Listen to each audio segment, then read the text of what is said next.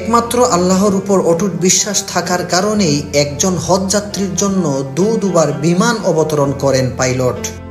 লিবিয়ার দক্ষিণাঞ্চলের এক নির্ভীক যুবক আমের মাহদি চলতি বছরের হজ পালনের উদ্দেশ্যে রওনা দিয়েছিলেন সৌদি আরবের দিকে, কিন্তু যাত্রা শুরুর মুহূর্তেই ঘটে গেল এক অবিশ্বাস্য ঘটনা।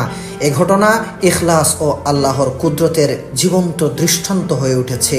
ইতিমধ্যেই সামাজিক যোগাযোগ মাধ্যমে আলোচনার কেন্দ্রবিন্দুতে পরিণত হয়েছে এ অলৌকিক ঘটনা। 3 দিন আগের ঘটনা। ঘড়ির কাঁটায় ঠিক 12টা, দুপুরের হজ ফ্লাইটের নির্ধারিত সময়।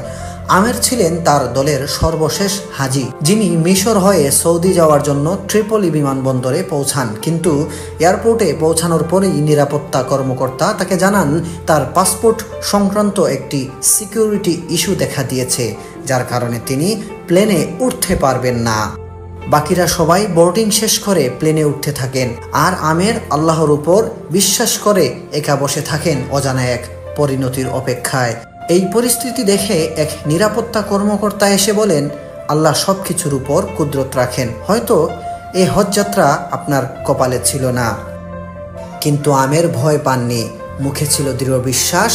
জবাব দিলেন, ইনশাআল্লাহ প্লেনটি উড়বে না, আবার ফিরে আসবে। আমার নিয়ত হজের, ইনশাআল্লাহ আমি অবশ্যই যাব।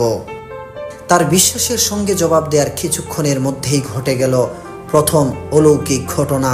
এয়ারপোর্টে ঘোষণা এলো প্লেনটিতে যান্ত্রিক ত্রুটি দেখা দিয়েছে, আর সেটি এক্ষুনি ফিরে আসছে। বিমানবন্দরে সবার চোখ এখন উপরে, কিন্তু তাতেও পাইলট আমেরের জন্য দরজা খুলেননি। দ্বিতীয়বারও আমেরকে ছেড়ে প্লেনটি উড়ে গেল। তৃতীয়বার ফেরা প্লেনটি আবারও সমস্যার সম্মুখীন হয়।